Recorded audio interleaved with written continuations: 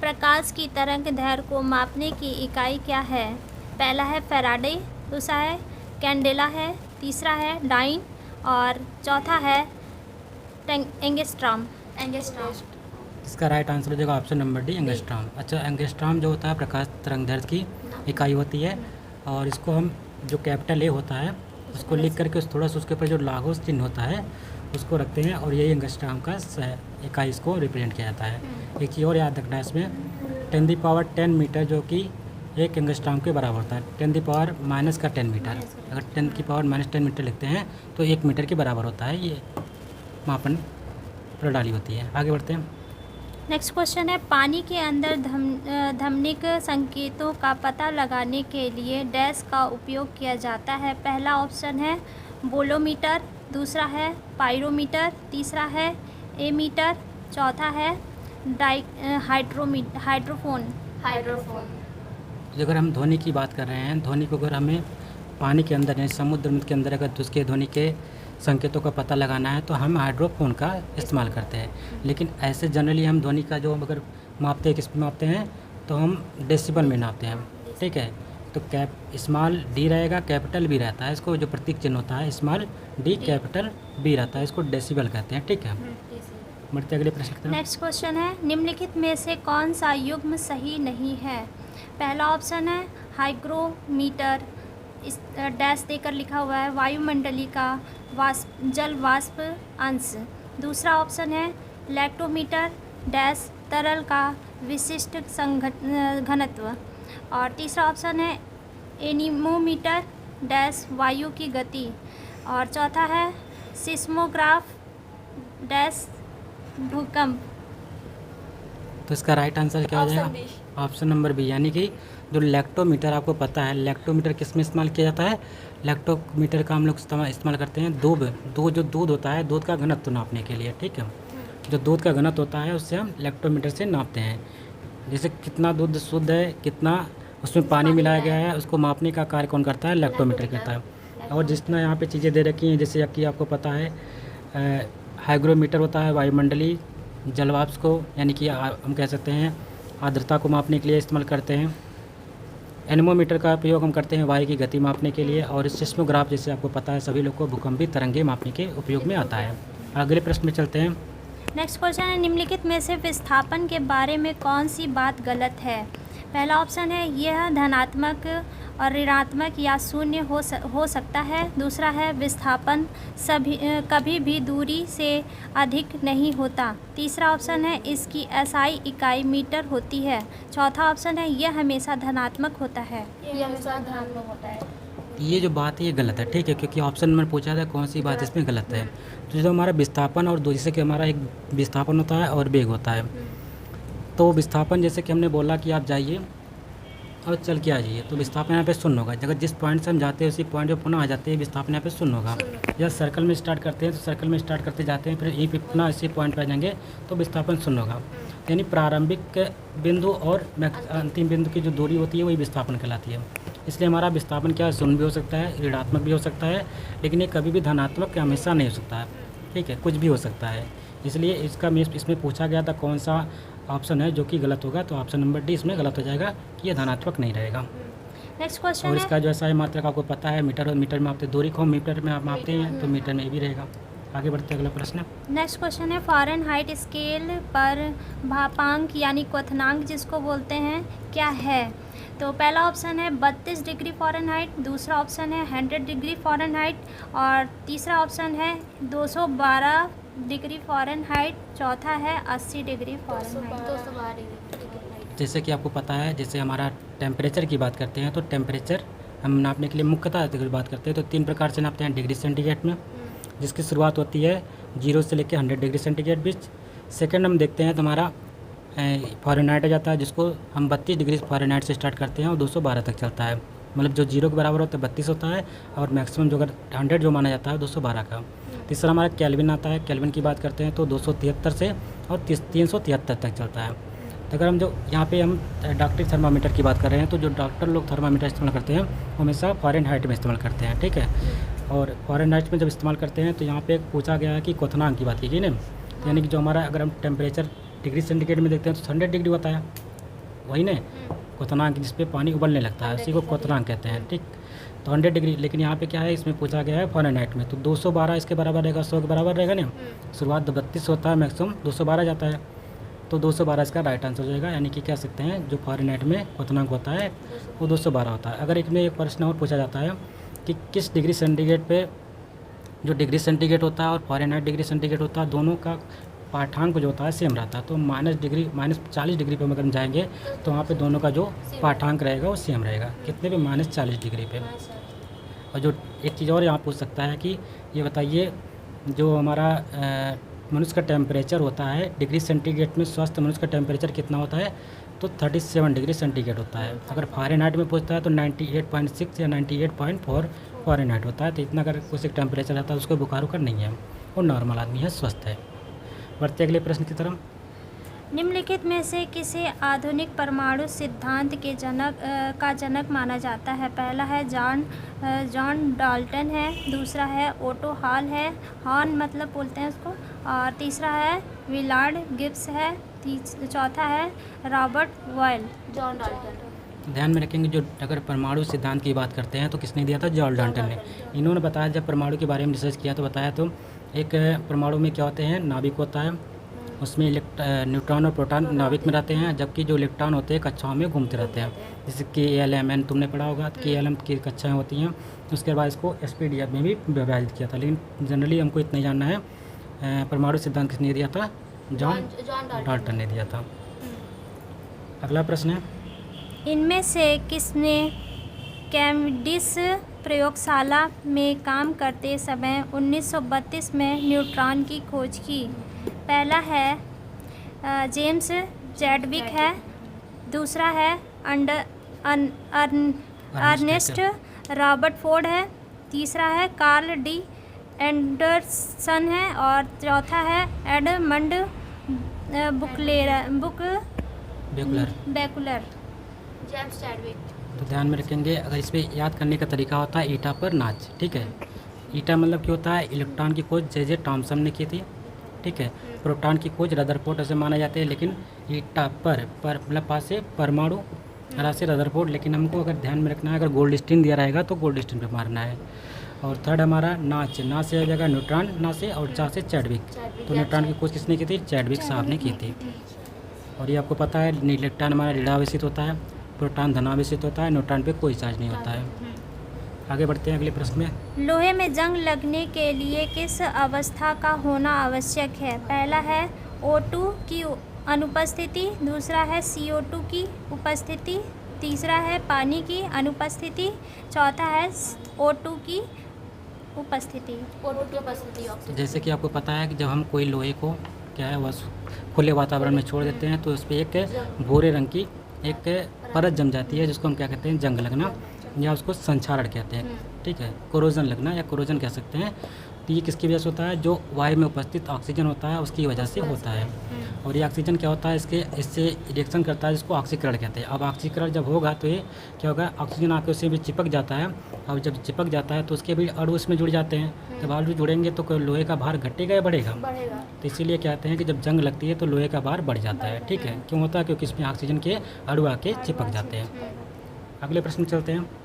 Next question है, Amalraj aqua regia dash का मिश्रण होता है? पहला है तनु हाइड्रोक्लोरिक अम्ल तथा सांद्र नाइट्रिक अम्ल, दूसरा है तनु सल्फ्यूरिक अम्ल तथा तनु हाइड्रोक्लोरिक अम्ल, तीसरा है सांद्र सल्फ्यूरिक अम्ल तथा तनु नाइट्रिक अम्ल, चौथा है सांद्र हाइड्रोक्लोरिक अम्ल तथा सांद्र नाइट्रिक अम्ल। ऑप्शन 4 यानी ऑप्शन नंबर 4 हो जाएगा। यहाँ पे हम क्या लेना है? सांद्र HCl लेना है। HCl मतलब कि सांद्र होने का मतलब यहाँ पे 3 अणु हमें किसके चाहिए होते हैं? HCl के।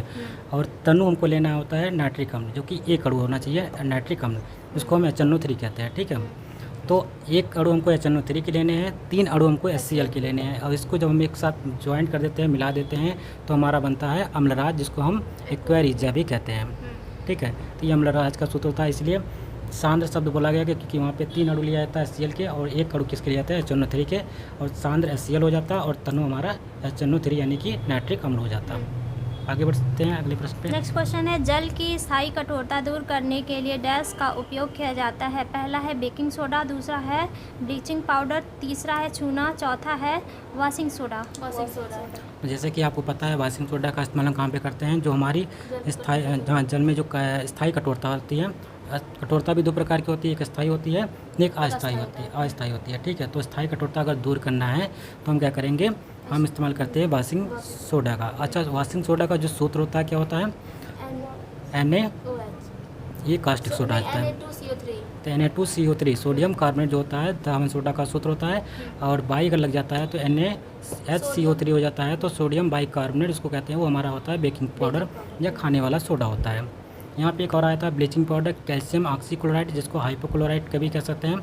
ये क्या करता है जिससे कि कीटाणुओं को मारने के काम आता है। अगर हमें जैसे टंकी को पानी को शुद्ध करना है तो हम ब्लीचिंग पाउडर का इस्तेमाल करते हैं, कैल्शियम ऑक्सीक्लोराइड कहते हैं या हाइपोक्लोराइड भी कहते हैं। आगे बढ़ते अगले प्रश्न की तरफ। नेक्स्ट क्वेश्चन है डैश को विटीकल्चर के रूप में जाना जाता है। पहला ऑप्शन है सब्जियां, फूल और फल उगाने, दूसरा ऑप्शन है मछली प्रजनन, तीसरा ऑप्शन है रेशम कीट का पालन करने, चौथा ऑप्शन है अंगूर की खेती। तो बीटी कल्चर का यहाँ पे अगर पूछ रहा है तो हमें ध्यान रखना है अंगूर की खेती से संबंधित होता है। अगर मत्स्य पालन की बात करता है तो पीसी कल्चर होता है। इसी प्रकार सेरी कल्चर पूछता है तो रेशम के कीट से संबंधित होता है। ठीक है, अगला प्रश्न है कि ऊतक विज्ञान और कोशिका विज्ञान के क्षेत्र में सभी कोशिका केंद्रकों को लाल रंग देने के लिए किस जैविक रंजक का इस्तेमाल किया था। पहला है क्रिसाल रेड, दूसरा है फिनेप्थलीन, तीसरा है सेफ्रेनिन और चौथा है मिथाइल ऑरेंज। तो इसका राइट आंसर हो जाएगा सेफ्रेनिन हो जाएगा। ठीक है, अगर हमें ऊतक विज्ञान में कोशिका के विज्ञान के क्षेत्र में कोशिका के केंद्रक को लाल रंग देने के लिए हम किसका इस्तेमाल कर सकते हैं, सेफ्रेनिन का इस्तेमाल कर सकते हैं। अगला प्रश्न है मैग्नीशियम निम्नलिखित में से किसका संगठक धातु है। पर्णहरित अणु यानी क्लोरोफिल का है, दूसरा ऑप्शन है DNA, तीसरा है माइटोकॉन्ड्रिया और चौथा है राइबोसोम। जैसे कि मैग्नीशियम की बात आती है, हमने बताया था जब हम तुम्हें प्रकाश संश्लेषण के बारे में बता रहे थे तो उसमें एक बहुत ही महत्वपूर्ण एक जो आया था उसका नाम था मैग्नीशियम आया था।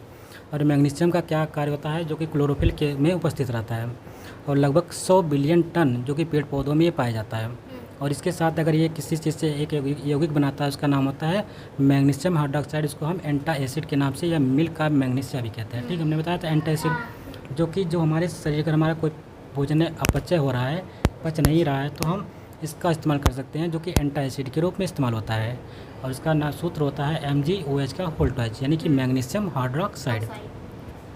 अगले प्रश्न नेक्स्ट क्वेश्चन है DNA के प्रमुख रूप से डैश कोशिका में संग्रहित किया जाता है। पहला है गाल्जी काय, दूसरा है नाभिक, तीसरा है साइटोप्लाज्मा और चौथा है प्लाज्मा झिल्ली।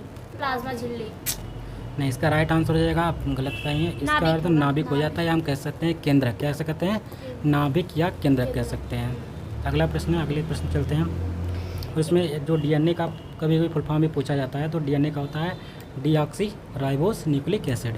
ठीक है, डीऑक्सी राइबोज न्यूक्लिक अम्ल कह सकते हैं या डीऑक्सी राइबोज न्यूक्लिक एसिड कह सकते हैं। DNA और RNA का दोनों का फुल हो जाता है, तो RNA की क्या हो जाता है, राइबोज न्यूक्लिक एसिड हो जाता है। यहाँ पे डीऑक्सी हो जाता है, वहाँ पे राइबोज हो जाता है, बस इतना अंतर होता है।